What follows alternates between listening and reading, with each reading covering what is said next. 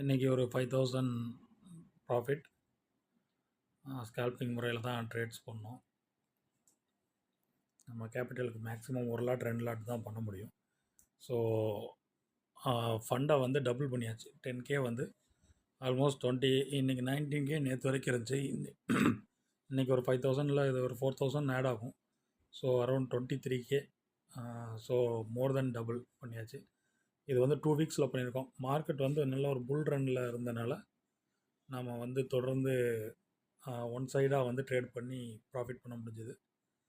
கீழேருந்து ஒரு நல்ல சப்போர்ட்லேருந்து டேர்ன் ஆன மார்க்கெட் தொடர்ந்து 22,500 அப்படின்ற ஒரு ரெசிஸ்டன்ஸையும் உடச்சி நல்லா மேலே போய்ட்டுருக்கு. ஸோ நெக்ஸ்ட் வீக் வருங்காலத்தில் வந்து எப்படி இருக்குன்றதை பார்க்கலாம். ஸோ எல்லா பொசிஷனையும் கட் பண்ணியாச்சு, கேரி ஃபார்வர்டு இல்லை. ஸோ புது கான்ட்ராக்டு ஃபார்ம் ஆகிறதுனால புதுசாக எப்படி